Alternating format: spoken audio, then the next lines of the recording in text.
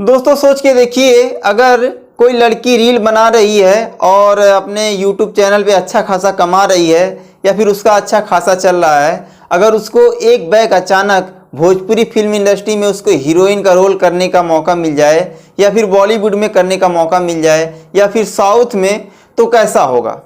अब यही बात है मालती चौहान को लेके, जो कि एक रिपोर्टर उनका इंटरव्यू ले रहे थे और उनका पहला सवाल यही था कि अगर आपको हीरोइन का मौका मिलेगा तो आप क्या करेंगी भोजपुरी फिल्म में। तो दोस्तों भोजपुरी फिल्म में हीरोइन का मौका मिलना तो आम बात है, बहुत ज़्यादा मेहनत नहीं करना होगा, लेकिन आप सोच के देखिए मालती चौहान कर सकती हैं वो हीरोइन का एक्टिंग या हीरोइन बन सकती हैं क्या?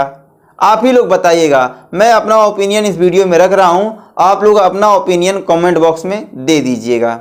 दोस्तों हाल फिलहाल में एक लड़की जो कि इंस्टाग्राम पे वीडियो बनाती थी और बहुत ही बेबाकी से उसका वीडियो बनता था और बहुत ही अच्छी तरह से उसने अपने कल्चर को मेंटेन किया था और अपने शरीर में उतना भी दिखावा अपने जिस्म को भी नहीं दिखाया था और उसने इतना मेहनत किया, लेकिन उसको बहुत ज़्यादा प्यार नहीं मिल रहा था। लेकिन ऐसा एक दिन आया कि वो लड़की आज साउथ में काम कर रही है और बहुत जल्द उसका फिल्म भी आने वाला है। तो दोस्तों यही चीज़ें सोच रहे हैं भोजपुरी वाले भी, भोजपुरी वाले नहीं, भोजपुरी के जो पत्रकार हैं, ज़्यादातर वो यूट्यूब पे जो शॉर्ट वीडियो बनाती हैं भाभियाँ, इनको ही कवर करते हैं ये लोग और बहुत ज़्यादा विवाद भी करवाते हैं यही पत्रकार, क्योंकि ये लोग जो नहीं जानने वाला है उसको भी जाना देते हैं और जिसको नहीं कोई जानता है उसको भी नीचे गिरा देते हैं या ऊपर उठा देते हैं। तो यही सवाल था मालती चौहान से कि आपको अगर हीरोइन का मौका मिलेगा तो आप क्या करेंगी।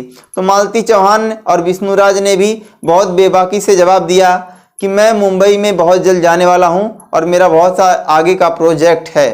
तो दोस्तों आप लोग अपना राय दीजिएगा कमेंट बॉक्स में कि खेसारी लाल यादव या पवन सिंह या फिर दिनेश लाल यादव निरहुआ जी के जैसे कलाकारों के साथ मालती चौहान कैसा लगेंगी। मालती चौहान अगर हीरोइन बन गई, अगर मालती चौहान ने किसी के साथ काम किया तो कैसा लगेंगी। आप लोग अपना कमेंट बॉक्स में राय जरूर दीजिएगा। वीडियो पे लास्ट तक बने रहने के लिए बहुत बहुत धन्यवाद। फिर मिलेंगे नेक्स्ट वीडियो में, तब तक के लिए जय भोजपुरी।